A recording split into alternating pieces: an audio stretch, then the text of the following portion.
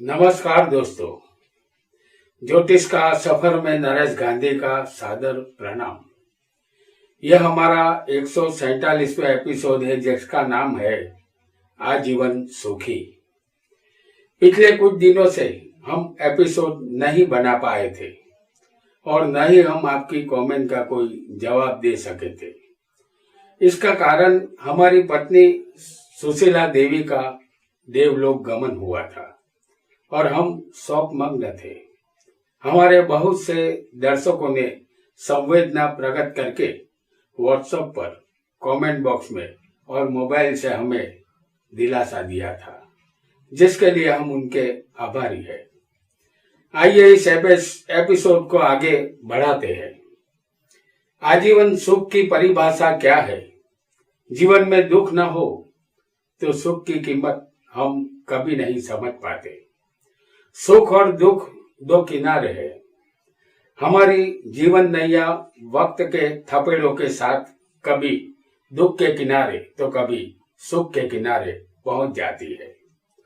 सुख अनेक तरीकों से हमारे पास पहुंचता है, जबकि दुख सिर्फ 3 तरीकों से हमारे पास पहुंचता है, और वह तरीके हैं शारीरिक, मानसिक और आर्थिक। इन 3 वजह से हम दुख का अनुभव करते हैं।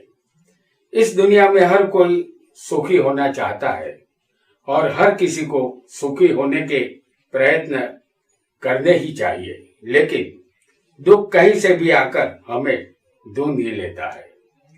सबसे पहला सुख हमारे शरीर का तंदुरुस्त होना। अगर हम करोड़पति है और हमारा शरीर दवाइयों के दम पर टिका है तो हम सुखी नहीं है। दूसरा सुख हमारा मानसिक तौर पर मजबूत होना। अगर हम ऐसी जिंदगी जी रहे हैं जिसमें सतत टेंशन हमें रहता है तो मानसिक रूप से हम सुखी नहीं है। और तीसरा हमारी आर्थिक स्थिति। अगर हम आर्थिक रूप से सुखी नहीं है तो पैसे कमाने की कोशिश करेंगे तो सुखी जरूर बनेंगे, क्योंकि तंदुरुस्ती हमारे पास है। आज हम आजीवन सुखी बनाने वाले योग कुंडली में कैसे बनते हैं, आइए इसे जानते हैं।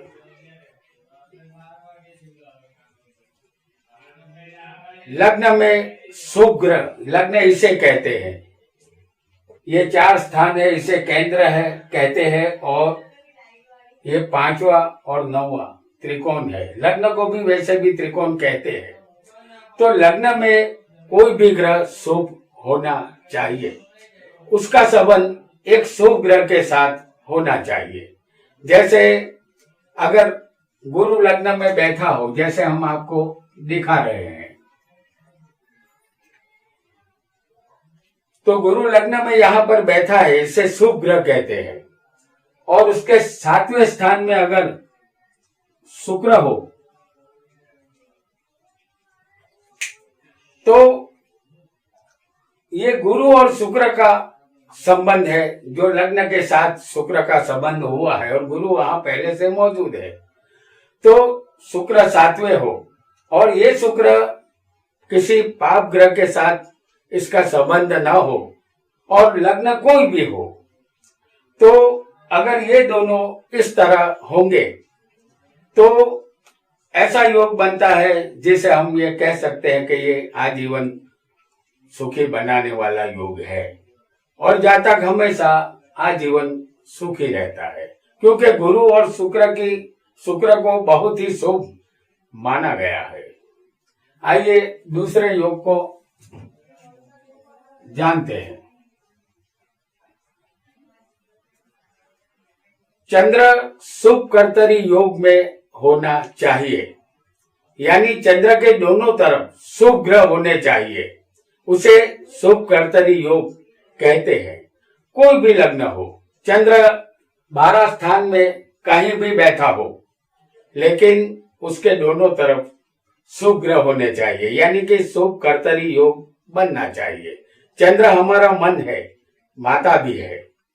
शुभ कर्तरी योग में जब चंद्र हो तो जातक मानसिक तौर पर बहुत ही स्वस्थ होता है। जैसे हम आपको चंद्र 10वें स्थान में दिखा रहे हैं,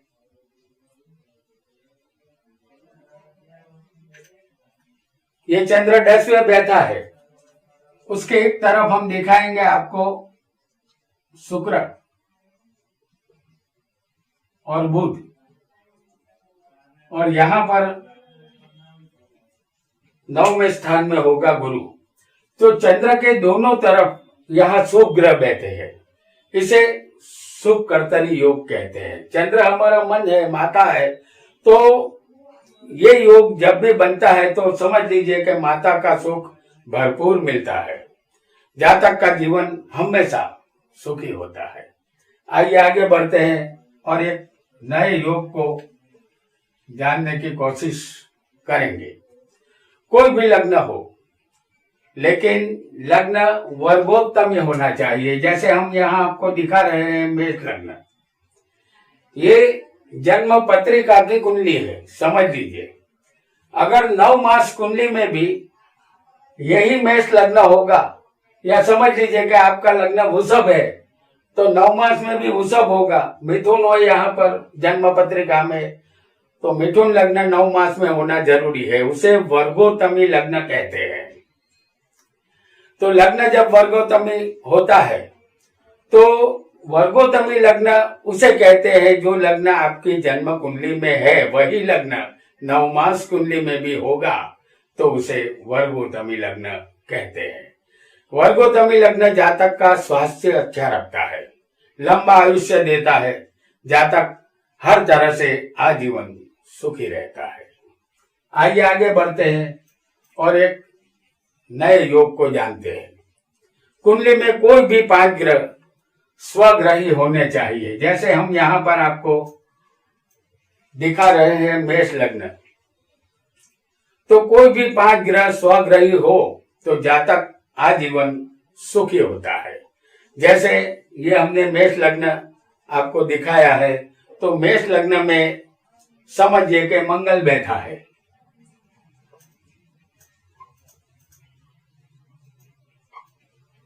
ये मंगल स्वग्रही है। और चौथे स्थान में जो राशि आएगी वो कर्क होगी। तो यहाँ चौथे स्थान में चंद्र भी स्वग्रही है। 5वें स्थान में जो राशि आएगी वो सूर्य की होगी, सिंह राशि, और सूर्य 5वें बैठा है, वो भी स्वग्रही है। और शुक्र 7वें स्थान में शुक्र की राशि होगी, और शुक्र यहाँ पर स्वग्रही बैठा होगा। और 10वें जो राशि आएगी वो होगी मकर राशि, और उसमें मौजूद होगा शनि। तो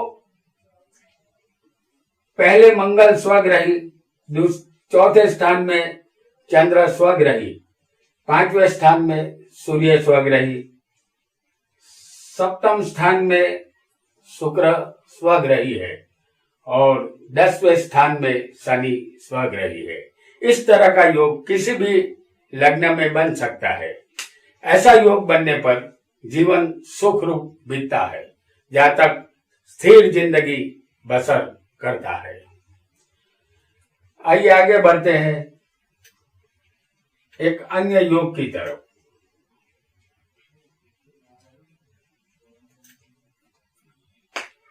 लग्नेश उच्च का या स्वग्रही शुभ ग्रह के साथ हो तो जातक जीवन भर सुखी रहता है। जैसे कर्क लग्न, लग्नेश कौन हुआ?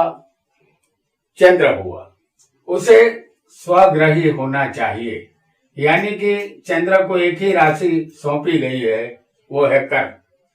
और लग्न में लग्नेश चंद्र स्वग्रही बैठा है, और उसके साथ लग्न में गुरु, ऐसा योग बनना चाहिए। जैसे गुरु भी लग्न में ही है, इसे गज केसरी योग भी कहते हैं। ऐसा योग किसी भी कुंडली में बन सकता है। इस तरह का योग जातक को परम ज्ञानी और समझदार बनाता है, जातक हर तरह से सुखी होता है। आइए आगे बढ़ते हैं एक नए योग को जान लेते हैं। चौथे स्थान के मालिक पर गुरु की दृष्टि होनी चाहिए। जैसे चौथे स्थान के मालिक पर अगर गुरु की दृष्टि होगी तो जातक जीवन भर सुखी रहेगा। हम यहाँ आपको कुंभ लग्न की कुंडली बनाकर दिखा रहे हैं। तो यहाँ पर कौन आएगा? वृषभ राशि आएगी चौथे स्थान में। कुंभ लग्न में चौथे का मालिक शुक्र होगा, जो लग्न में बैठा होगा। और इस शुक्र को एक शुभ ग्रह देखना चाहिए। ये शुक्र शुभ ग्रह की दृष्टि में होना चाहिए। तो हम आपको 9वें स्थान में दिखा रहे हैं गुरु को, जिसकी 5वीं दृष्टि शुक्र पर आ रही है। तो ये गुरु की दृष्टि में ये शुक्र आ चुका है। ये योग किसी भी लग्न में बन सकता है। ऐसा योग जातक को वाहन मकान का सुख देता है और जातक आजीवन सुखी बनता है। आइए आगे बढ़ते हैं एक नए योग की तरफ। कोई भी लग्न हो, चौथे स्थान में कोई भी शुभ ग्रह होना चाहिए। जैसे शुभ ग्रह किसे कहते हैं?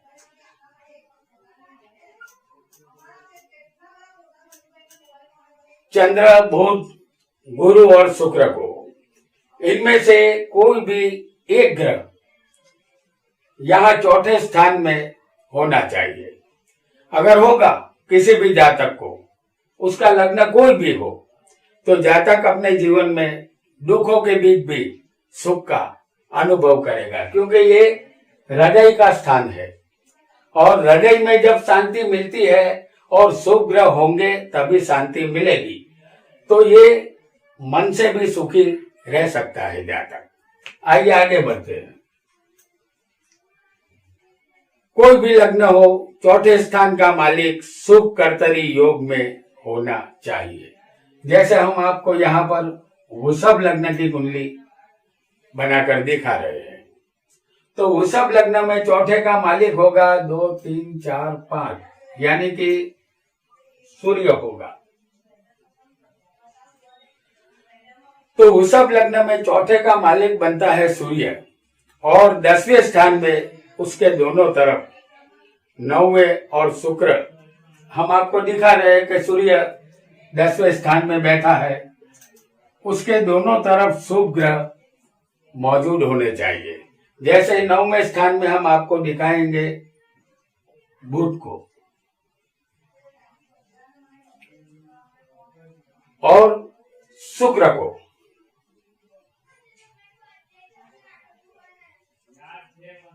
और 11वें स्थान में हम आपको दिखाएंगे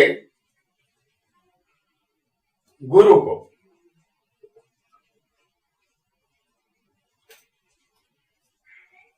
चौथे का मालिक सूर्य है, उसके दोनों तरफ शुभ ग्रह बैठे हैं। तो ऐसा योग भी जिस जातक को बनेगा, जिसकी कुंडली में चाहे लग्न कोई भी हो, तो एक लंबे समय तक जातक सुखी जीवन बिताएगा और सुख हमेशा उनको मिलता रहेगा, ऐसा हमें मानना चाहिए। आइए आगे बढ़ते हैं और एक नए योग को जानने का प्रयत्न करते हैं। चौथे स्थान का मालिक केंद्र या त्रिकोण में होना चाहिए। यहां पर हम मेष लग्न की कुंडली आपको दिखा रहे हैं। तो चौथे स्थान में कौन आएगी? राशि चंद्र की। तो चौथे का मालिक चंद्र चौथे ही बैठा होगा, क्योंकि इसे केंद्र स्थान कहते हैं और इसे त्रिकोण कहते हैं। तो चौथे का मालिक अगर केंद्र त्रिकोण में होगा तो जातक हमेशा सुखी रहेगा। ऐसा योग वाले जातक को जीवन परम सुखी होता है। और ऐसा योग किसी भी कुंडली में बन सकता है और ऐसा योग बनने पर जातक हमेशा आजीवन सुखी रहने वाला होगा, ऐसा हमें मानना चाहिए।